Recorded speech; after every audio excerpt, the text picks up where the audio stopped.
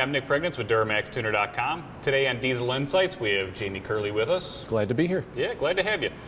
Jamie has a lot of history towing, a lot of history using the truck, using our tunes. Yeah. And I think it'll be interesting for the viewers to hear kind of where you started and how you've come along, and how you went from a customer to to working here. And you're why don't you just jump into it, man? Tell us the whole buyer's journey. Yeah. The buyer's journey, exactly. So been towing for about 23 years. Started out with typical entry-level pop-up camper. Right on. That lasted about a year. This is prior to my diesel life. Okay. After that, went into a bumper tow. Still not into the diesel life. Owned a Suburban. Had that for about 6 years. We have at this point, three small daughters. Okay. And we did a lot of camping. Kids got bigger. Rig had to change. Yep. Bought my first fifth wheel. Introduced diesel. Okay. Bought a 2007.5 LMM. Nice. In 2009, 30,000 miles, two-wheel drive.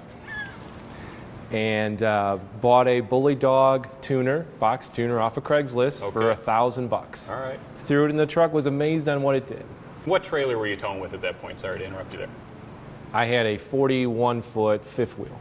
So pretty serious rig. Yeah, it was my first dive into the fifth wheel world, about 12,000 pounds empty. Okay.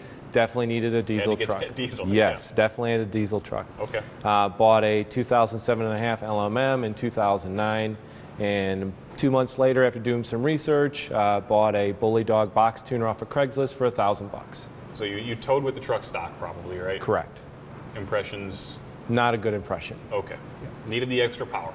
Needed the extra power. We did our first long haul or longer haul on the highway, and I was an inexperienced driver pulling a fifth wheel at that point. New to the diesel world, didn't really understand the dynamics of it, but did some research on it and knew that there was more power available if I went with the tuning scenario. Yeah. And before doing some basic research, Bully Dog offered a simple plug-in box tuner solution. Okay. So you tow with the Bully Dog and the 41-foot for a while. Yep. Pulled with that. We only kept that rig for a year. Bought the wrong rig. Okay. After we bought that rig, we traded that in for a triaxle toy hauler, which went to 14,500 pounds. So now you got some real weight back there. I got some real weight back there. Like, that's the tail wagging the dog. Yep. With the Bully Dog on the truck itself, just no performance, underpowered. All the scenarios that everyone doesn't want to have while they're pulling are real life. Do some more research and find out that Duramax tuners in my hometown of Union, Illinois, 5 miles away. Go figure. Intro Nick, and here I am, customer. Yep. Yeah, I remember that first encounter. It was, I have this trailer and I have this truck. And I remember thinking, you're crazy. That's a lot of trailer, man. It is. I want to just kind of take this time to separate a few situations with our viewers, right? Because we have a lot of information out there in the internet space that is under sustained power output. So how much power can the truck make sustained going up a grade? Sunset, Eisenhower, all the big grades in the country are always mentioned, right? And that would be, how does the truck perform its constant, steady load? Then there's also the part about doing the pass. Yeah. Right? And the pass that's a buffered spot. You've got a little while for the truck to warm up. Your EGTs are going to come up, your engine coolant temperature is going to come up.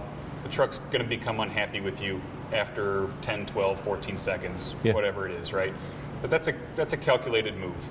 And during those 10, 12, 14 seconds, whatever it is, that extra power is useful. Oh, it definitely changes the whole landscape of pulling. When you don't have the power, you don't have the sustainable power, the truck's in heat soak, or all those other variables are working against you, like, it changes the whole dynamic of the ride, right? And for me, I can manage that as the guy that's in control, but usually I have my wife or someone next to me. That's when it gets crazy, right? Because now you're not worried about so much your calculation, but you're worried about the impression you leave with the passenger. Of course. Yeah, and I remember riding in the truck. I remember riding in the truck when it was fairly stock, because I wanted to get a picture of that, right? And so you're riding it. What I could tell was working the truck in fifth gear. Mm-hmm. And anytime you had to go out and run the truck, downshift into fourth, engine screaming, engine fans on, it's working, and everybody in the truck knows it. Yeah. Well, you know it, right? I mean, you're a seasoned guy in the diesel world, but for my wife or someone else, like those, like the noise, vibration, harshness, that's traumatic. They don't understand that, and it changes the whole experience pulling. It takes it from an enjoyable moment to a not so enjoyable moment. Right. And what I noticed when we put the tune on the truck was that as a driver, I could tell you're trying to drive around that noise, vibration, harshness. You're trying to keep the truck in fifth gear as long as you can, and take advantage of that wider torque curve, right? And kind of like lugging the hell out of it. Push it right as far as you could until it's not pushing the EGT gauge, it's not pushing the temp gauge. And I noticed the engine fan didn't come on as much. Right. I'm sure your mileage was improved. Right. Anytime you can run lower RPM. All of those things took place. Absolutely. So after the LMM, you went to the LML. We retired the LMM. Too much trailer, not enough truck. I'm sure there's some guys watching this video who are going to be thinking, tell me about how the LML is compared to the older body style truck. What did you know, as a toy hauler towing, you want to just take 30 seconds and kind of tell us what?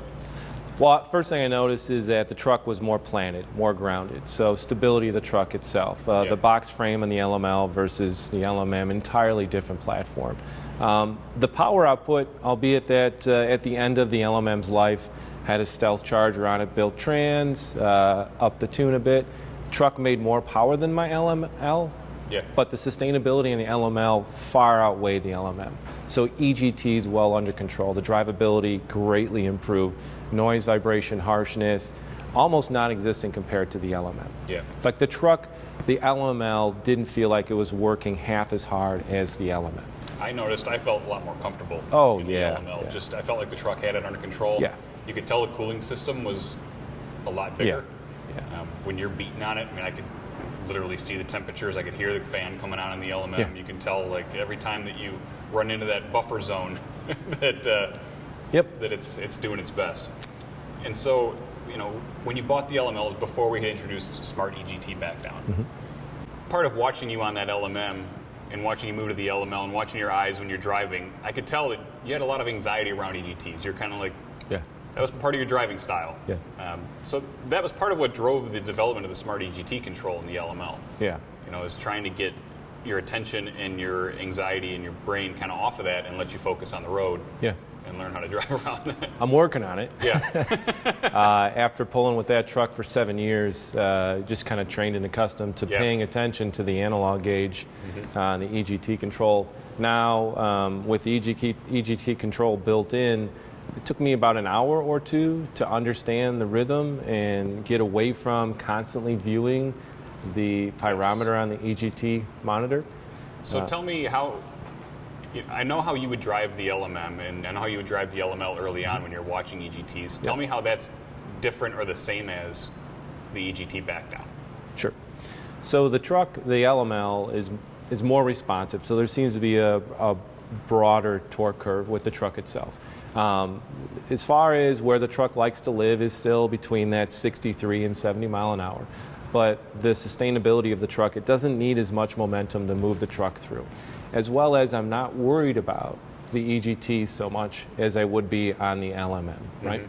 Now I can focus on other things, look at vision, trans temperature, engine coolant temperature, look at other things that are on my edge monitor that I think are relevant to the pull itself. I like to understand how the truck's working in coordination with how the truck is moving. Sounds, vibrations, all the other things that come into a good towing experience. Now minimize with the LML compared to the LML. So you focus more on how the truck's handling the load instead of what the pyrometers are reporting, right? Well, and I can also focus more on I should be focusing on driving and focusing on the journey, right?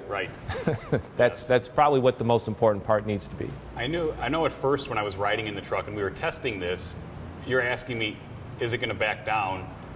And I kept having to tell you that yes, but you have to stay on the throttle. Right. Because you were babysitting it while it was trying to babysit itself. Right. And it just took a little while to get you to get confidence in the product to use the throttle and trust it will back the EGTs down. I mean, you're trusting, right? And you see the EGTs continue to climb, and prior to, that was the abort. Right. Until you see the fuel start to back out of the truck, and those EGTs level to a safe operating position. Yeah. You have to experience, You have right? to experience and I it. said it took me about an hour to get there before I'm like, okay, well, my truck's safe. It's cool now. I got it. Yeah, yeah, and I can tell you, as riding as a passenger with Jamie, that he was looking at the fuel rate, trying to figure out if it's backing the fuel out, trying to see what's going on. Which to me, I call that a win, right? Because if you can't feel the truck pulling fuel and you can't see the speedometer coming back down, right, and you have to literally look at the Edge CTS to see if the fuel rate's coming down, to know if the thing's working, like, that's pretty seamless. Right. And I don't know if an average guy would look at all those PIDs, right? I have 10 on my Edge EGT, and I'm constantly focusing on different dynamics of the truck, that being one of them, because I know about it. To the average recreational puller, I'm not sure if they'd pay so much attention to that. Sure. They would just like to know it's there and that the truck is reacting accordingly. Yeah, I think if you started out from ground level and I told you the EGTs are fine, right, you'd probably be conditioned to that pretty straight out of the gate instead of 7 years of, yeah. It was.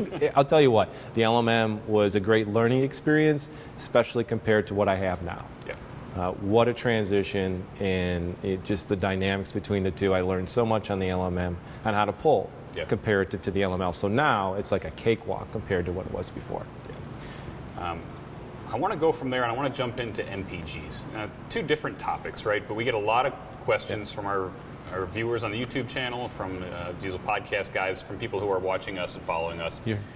What am I to expect on mileage? What does your tuner do to mileage? Sure.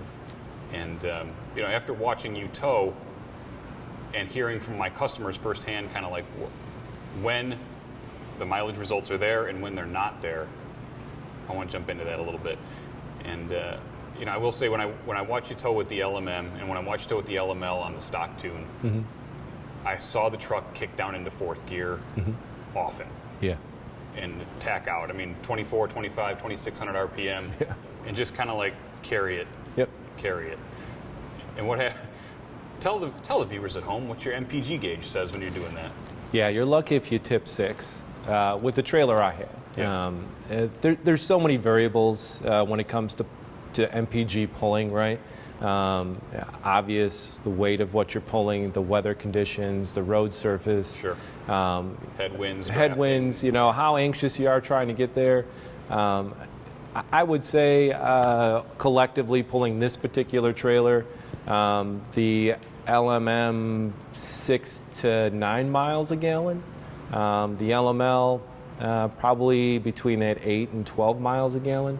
Again, all those variables involved. Sure. Now, me personally, as a recreational puller, have never put a lot of weight into getting better gas mileage while pulling. Like, it's just a product of the task. You're just not going to get the 15, 16, or 19 miles a gallon on the highway empty. You're just not going to do it. It's a vacation for you. I mean, I feel like the priority is to get there on time and safely. It's the journey, man. Right. It's like what's behind that trailer is more important than the trailer itself. You usually got your family, you got some gear inside, you got a week off from the boss man.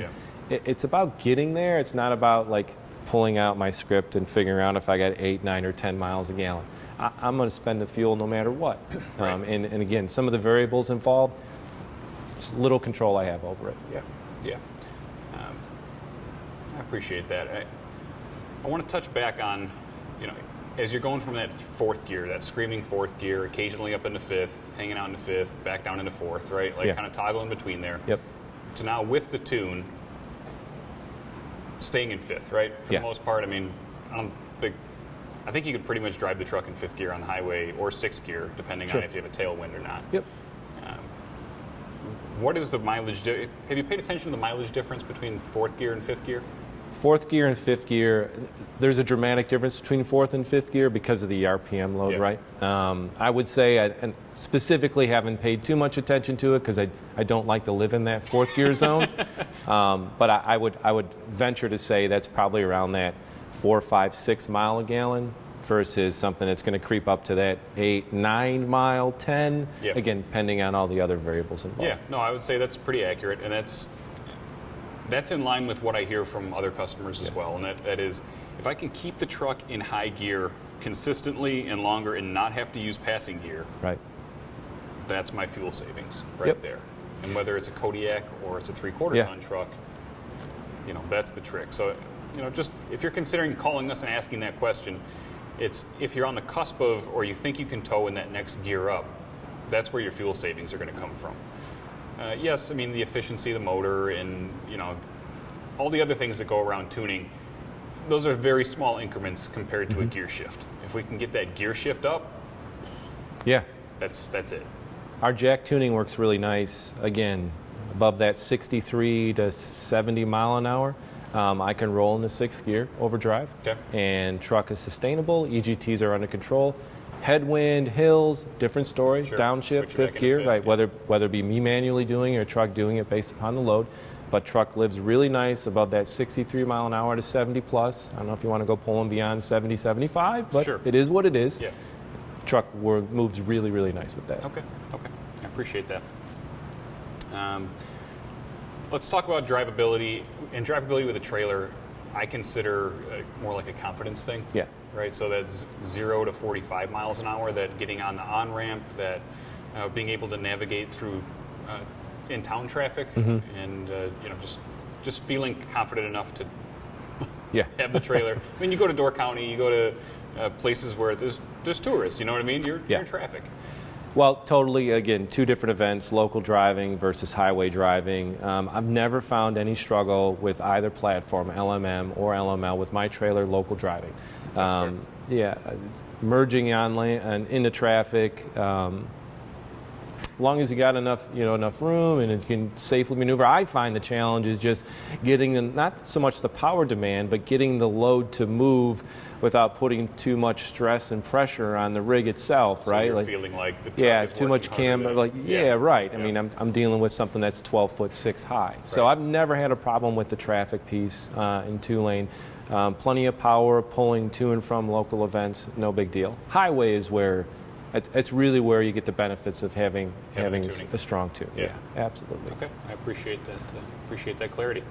It's been interesting to go to the longer Diesel Insights format on this one and get a chance to talk to you on your real-world use of the truck. And hear how it impacts drivability, reliability, especially how you've gone from the LMM to the LML. Kind of like, you know, get the difference on that stuff. Nice to run down on the mileage stuff. Nice to run down on the EGT back down, how that works versus how you used to drive the truck. Hopefully that stuff resonates with our customers, and you know, whether or not they're using your trailer or a landscaping trailer. Lots of trailer options out there, right? Lots of variables. I think this information translates across all those platforms. You know, if you're driving the truck on the highway, you can expect similar results to what Jamie's talking to us about. And if you're driving the truck in town, again, same deal. So hope this has been useful for you. I'm Nick Pregnance. This is Jamie Kerley. Diesel Insights next time. We'll see you.